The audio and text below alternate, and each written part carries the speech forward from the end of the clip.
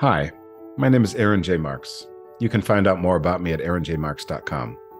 I'm a visionary purpose coach and a metaphysical leadership mentor. To my knowledge, I'm the only one in human history who's claimed either of those titles, and those that know me well tell me they couldn't imagine better ones for me. For as long as I can remember, I felt like my mind has worked just a little differently than most people's. At times it's been uncomfortable, but I've begun to see that it's actually incredibly important and that there's never been a better time to share the way that I think and see with the creative and entrepreneurial leaders out there who need to hear it. This is my podcast, A Higher Level. Everything we think, see, and do here happens on a higher level, and that makes all the difference. For some of you, these are among the most important and transformational conversations you will ever hear, and they will fill in something you may not have even known was missing, but something that is essential for your happiness and transformation. This podcast is all about creating a space for these conversations, a place to explore your deepest and most persistent questions about the human condition, a place to dream, play, and muse about the meaning of it all, a place people tell me only I can help them access, and a place of crucial importance for the human spirit and our future as the human race. On a higher level, everything is vast, rich, beautiful, and deeply optimistic. Join me there now, on a higher level.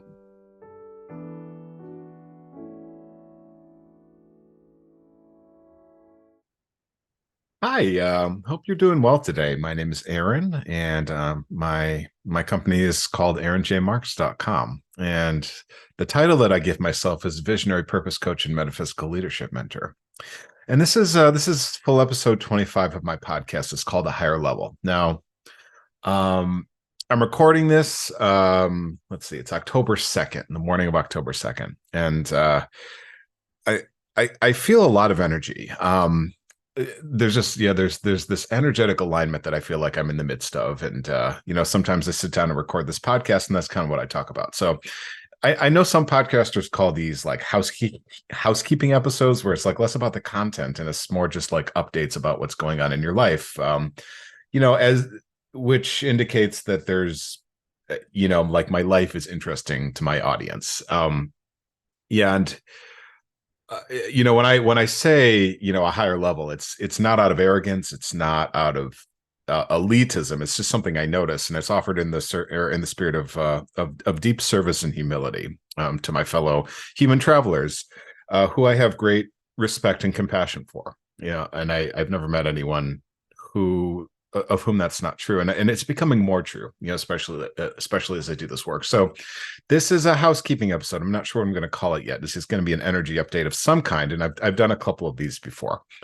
I feel like I'm on the cusp of a new season with this as well, and so I do want to get this out. So I may release it in the old format with the the bumper music that I've been using for the last year, but I feel like one of the things that I may need to do soon, or that I'm sort of feeling called to do or intuiting I need to do, is change up my podcast format, energy, the intro and the outro, and how I describe my services and products, because it's all kind of clarifying and the energy is shifting around that. So I actually have a list. Like I don't think I've ever like actually sat down and created a list of things that I want to make sure I cover. So like that shows me that my energy is shifting. I'm getting more organized, more driven, more focused. And it took a year to see some of this stuff, and sort of see some of the stuff coalesce. And it's like some of the most beneficial coaching advice that I've gotten from a number of sources is that you have to start things before you're ready. And, I talk a lot about thinking and thinking correctly. If you're watching this, you can see it over my, it's my left shoulder. It looks like the right. No, sorry, the other one. It's my right shoulder. And it's on the left side of your screen. You can see, where we go from purpose to strategy, there's always a thinking process. And, it's like it's always there, but you often can't see what's materializing. And so you just have to do the best thinking you can with the data that you have and the vision that you have. And sometimes when things materialize, they don't necessarily look like you expected. And you have to make peace with that. Now, there is a way that this is described within the success and the law of attraction literature, and it's the idea of specific or non-specific manifestation. Now, what I hear, and I didn't expect to talk about this, but it's that's I have to kind of go where the thoughts take me a little bit. So a specific manifester, what is said anyway, and I know people who are a little bit more like this. They can be like, okay, I want to go to Tahiti, um, the week of November 4th, and I want to stay in this hotel in this room. I want to sit in this seat in the airplane. I want the flight attendant to give me a free glass of champagne on that flight. I want my waiter to have blue eyes when we go to this particular seafood restaurant. Things like that. It's like some people apparently can be that specific. Now, other people, and I would include myself in the second category, we can't be that specific. We just sort of have to say, where's the energy taking me?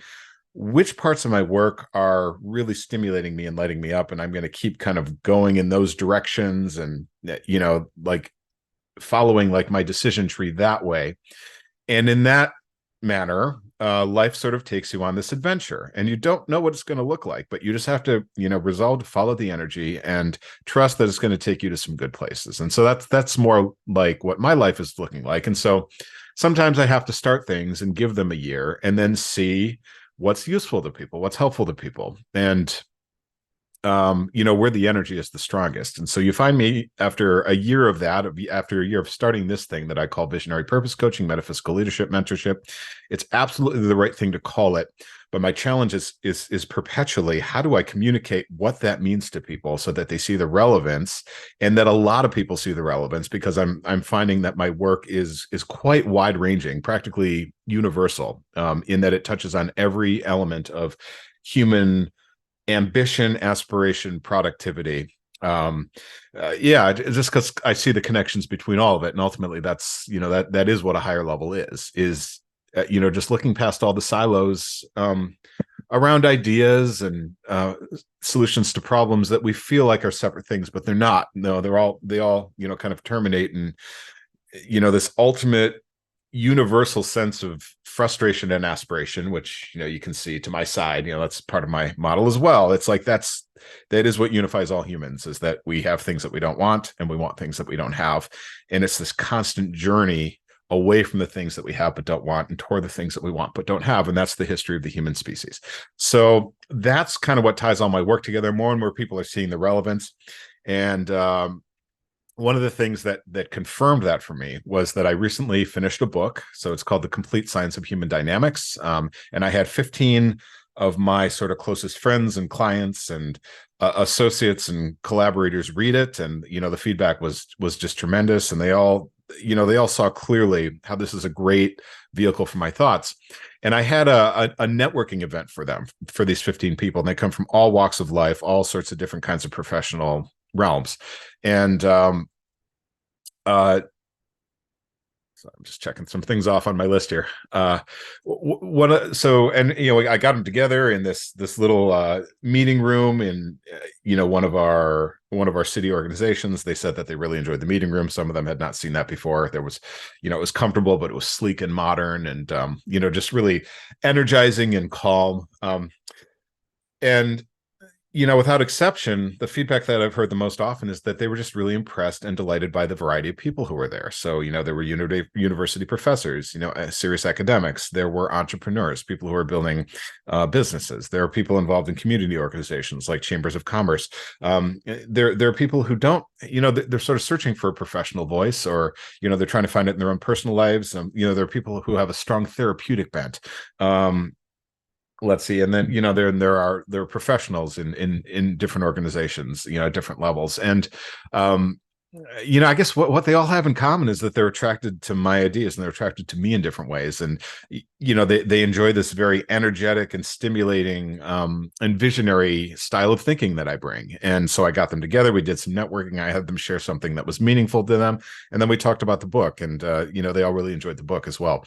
So that showed me, how universal this content is, and how many different people it's touching, and kind of showing similar themes in the work that they do. So that's what I'm starting to see. And I feel like the rest of my life, in a very real way, and in a very true sense of adventure, is going to be discovering the relevance of this to everyone else who's alive in some way, shape, or form. So that's very exciting, and it's very energizing. And again, I do this in a spirit of humility and service, because I do care about people deeply, and I know what it's like to be a person, as do you. But people tell me I have a way of articulating this. So, that's one thing I'm starting to see, and I'm getting clarity on the work, and it's I'm starting to see. So, like, I've had this core offering for a year. It's called Leadership Level Up. It's right for some people. It's prohibitively expensive for others, I notice, and there are some who would really benefit from the content that it provides.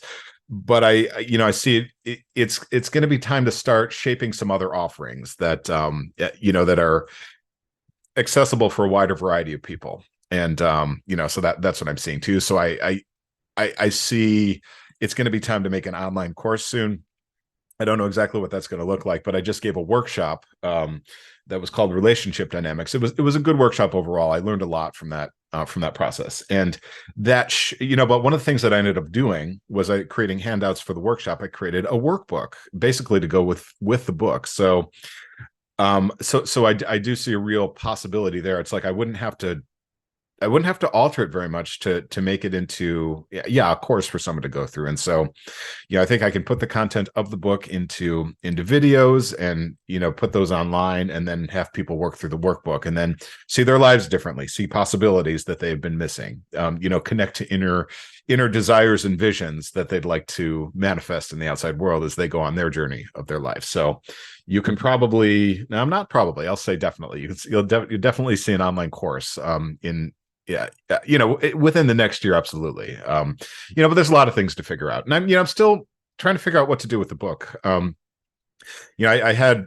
people tell me that it felt like a legit book, like that I should send to publishers, and that there's something about the theoretical model that it's just very widely encompassing, and just relevant to many, many people, like a New York Times bestseller would. So I'm, kind of gearing up for whatever that process looks like. And I think that I will likely self-publish it in the meantime and make it available on my website and promote it to my current audience, because I think there's a lot of people who would be interested in reading it and would benefit from reading it too.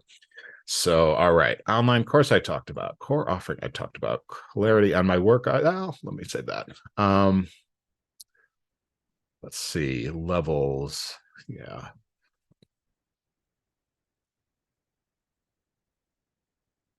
Yeah, housekeeping we got too.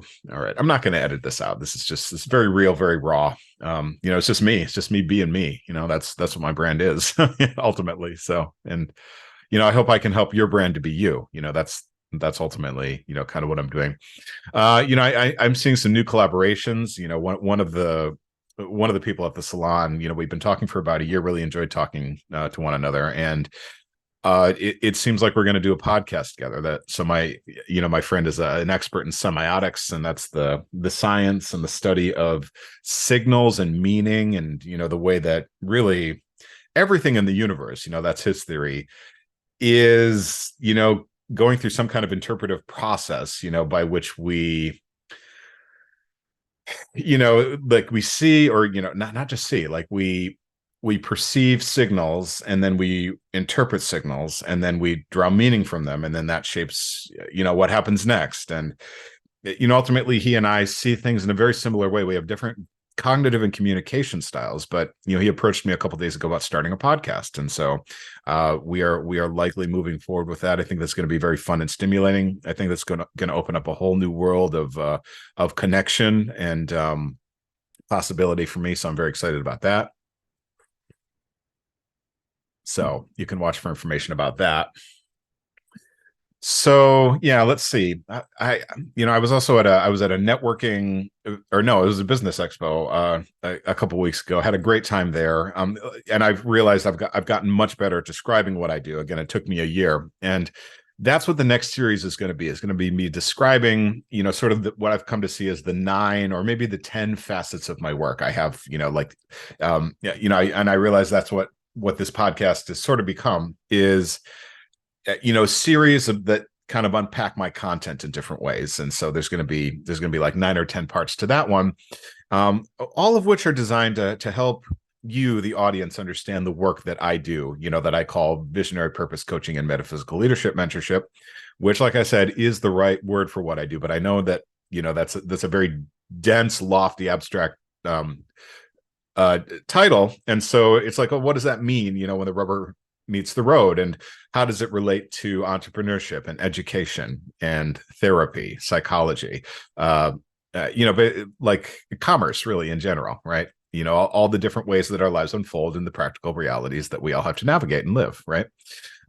So I am getting clarity on that, and that's going to be my next series. Then eventually I'll do a series about the steps of the process, with which I guide creatives, or people to create. And, sometimes that's entrepreneurs, sometimes that's artists, sometimes that's educators, sometimes that's, political leaders. I think the process of leadership and creation is always the same.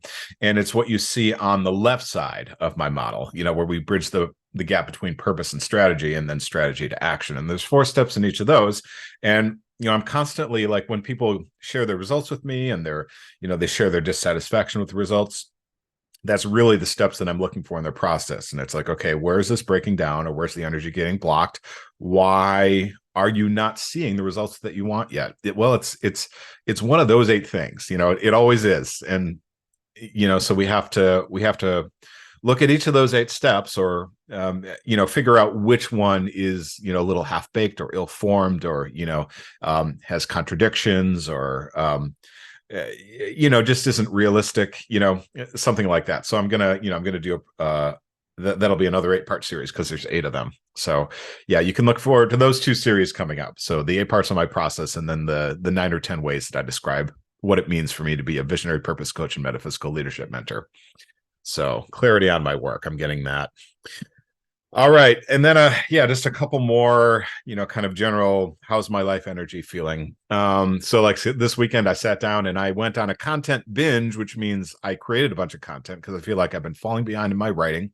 My work as a thought leader, which means I have to publish, I have to demonstrate my expertise, I have to, create thoughtful, substantive content to help people see their life differently. I do that through long form essays. Lately, I've been recording, short podcasts and videos around them. And let me look, because I sat down this weekend and I busted out just a bunch of it. I felt like I was writing constantly. So let's see. I got reframing selfishness. That's 1.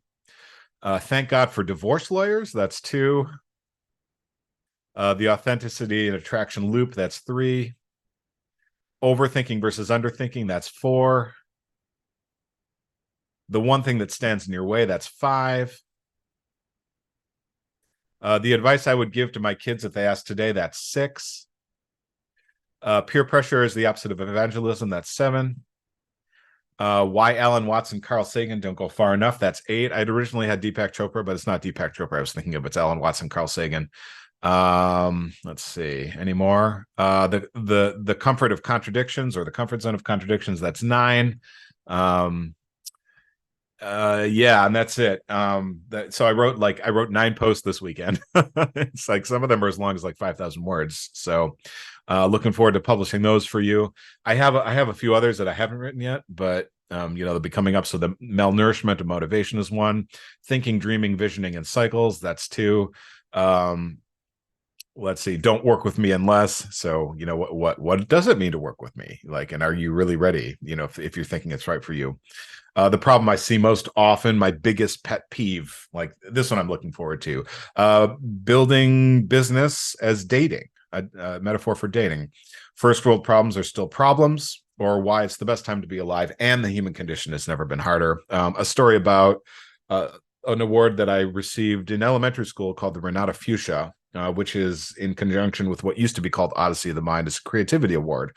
And that was a very meaningful thing. And the story around it is even more meaningful. And then my analysis of masculinity, that I call the 3 C's, and that gets into some gender issues and societal roles. And I expect that one to be maybe a little controversial, but it's all in the interest of starting productive conversations, so that we can figure out, what is this human condition anyway? What is the ideal shape of it? What does it mean for humans to flourish? Because that's a question that I've been constantly asking, and all the content that I consume and think about, it's basically centered around that question. What's the ideal shape of the human condition? And is that even a coherent question to ask? And gender issues have been a way to kind of kind of aggravate that question lately.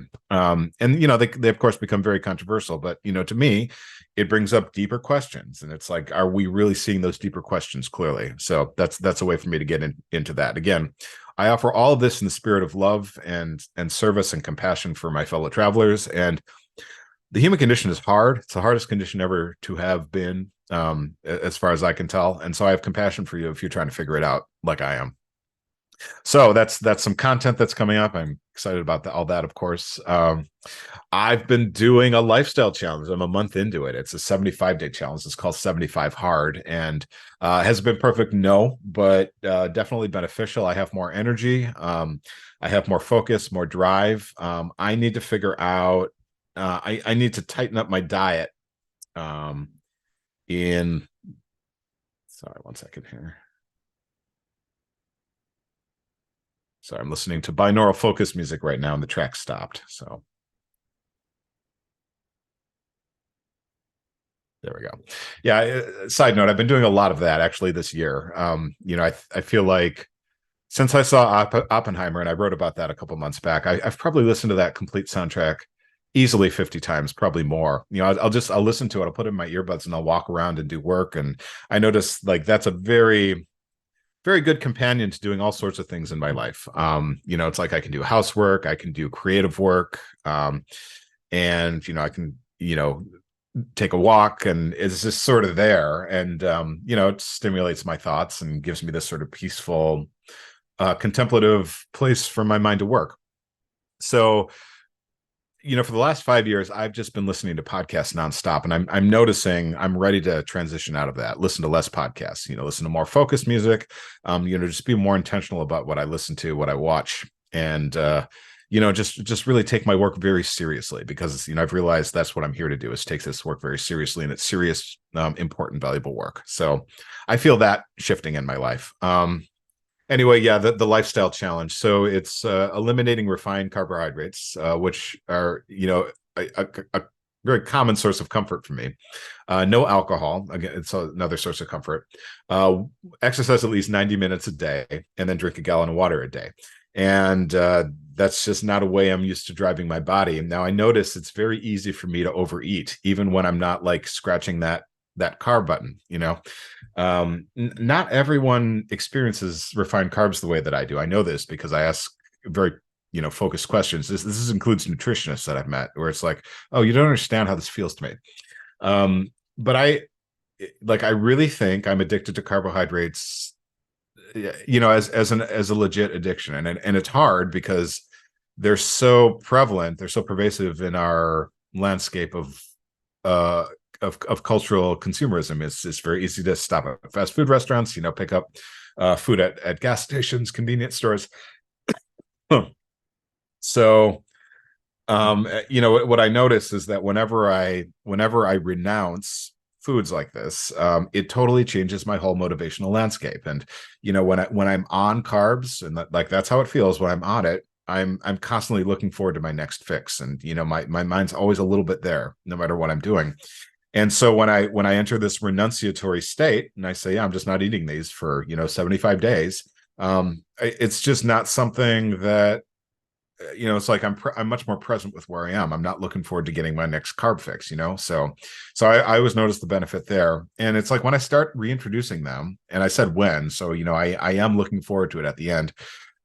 It's going to gradually take over again, and that's how it feels to me. And I haven't found a way to stop that cycle and truly use them in moderation, because to me it feels like, why would I eat just a little bit?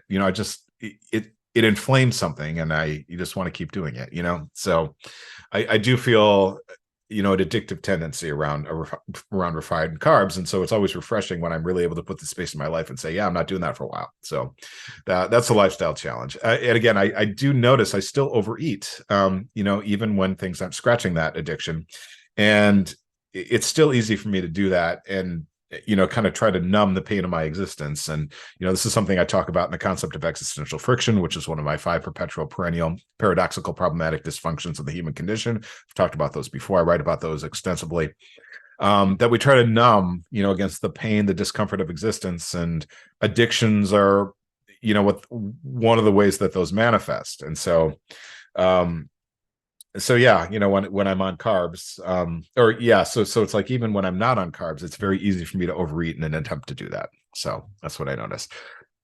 One other one other observation thought um, about kind of like how I feel the shape of my life, and maybe one that's going to be helpful for you too. And I do notice this pattern in my clients. It's the concept of quantum leaps. So there's a lot that's made in the coaching and self-development industry about quantum mechanics, and a lot of it is pseudoscientific nonsense. It's not really based on how quantum mechanics actually works.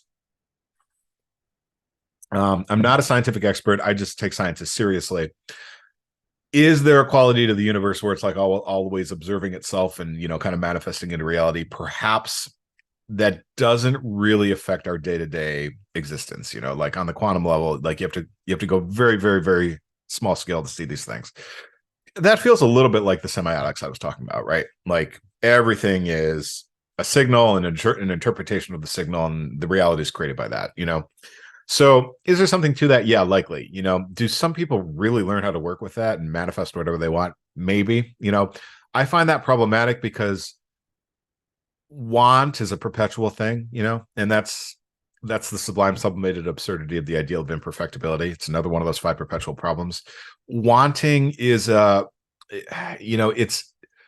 it's a perpetual longing that we just can't fill. And we crave like a mystical piece around that.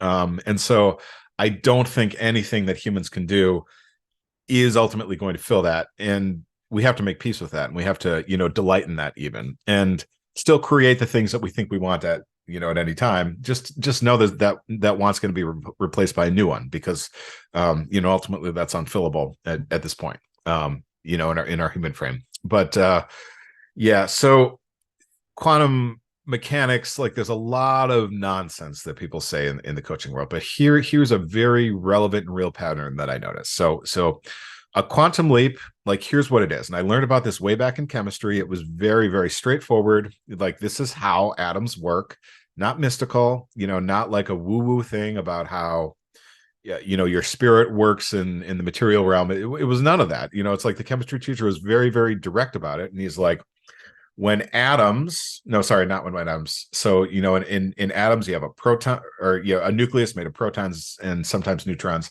And then you have the electrons orbiting around. And, it's like, that's like the energetic charge, or like the electrical charge on the atom.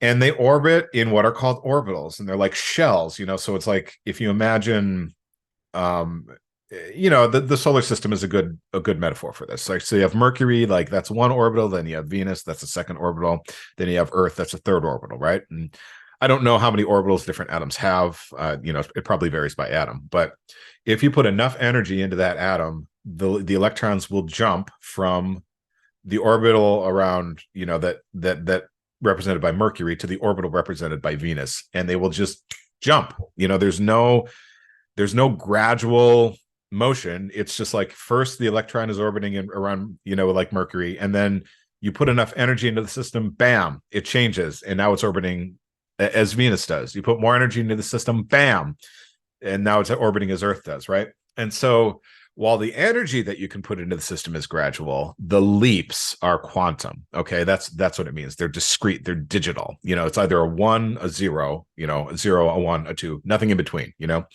So what I notice for entrepreneurs and creatives is that we go through a similar process of investing energy, investing intention, investing discipline, and oftentimes we don't see results until boom, we hit that next orbital, and then a lot of things shift. So that's what I'm feeling in my life right now.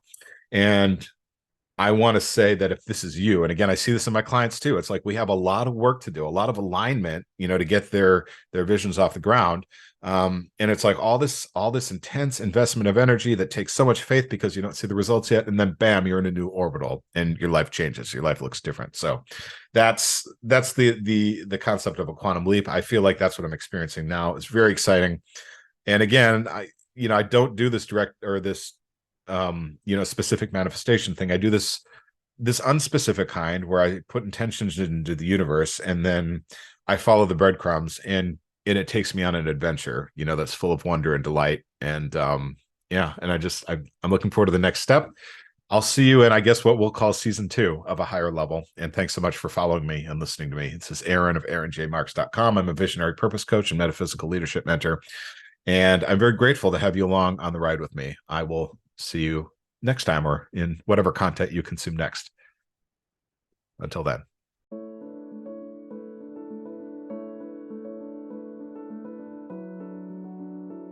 Thanks so much for listening to A Higher Level. I hope that got you seeing, thinking, and acting just a little differently, or maybe even a lot. When you act differently, you get different results. But we need to start with the vision and the thinking. How do you feel? Ready to go and make positive, inspiring changes in your life and work? If so, it means what we're doing here is working, and I would love for you to let me know if this is you. There's a bunch of ways for you to get in touch with me. You can go to my website, aaronjmarks.com, or look for Aaron J. Marks, Visionary Purpose Coach and Metaphysical Leadership Mentor on Facebook, or you can look for Aaron J. Marks on LinkedIn or Instagram, whatever is easiest for you. And if this is speaking to you, I might suggest that you think about becoming one of my leadership coaching clients. In our work together, we'll have conversations on this level, but tailored just to your life and aspirations. You really can't imagine what a difference this can make for your mindset, vision, and results.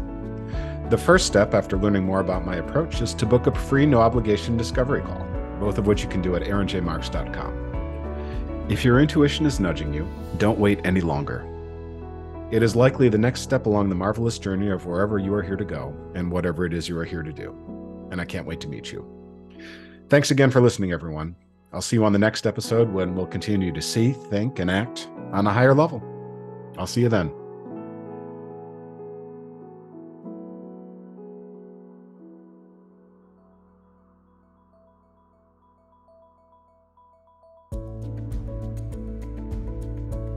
A Higher Level is the official podcast of Aaron J. Marks, Visionary Purpose Coach and Metaphysical Leadership Mentor.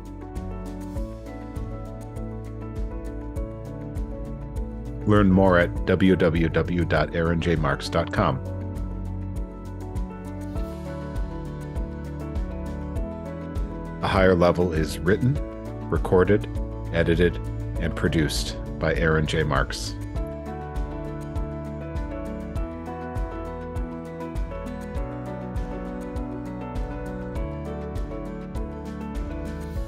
Music is by Arye.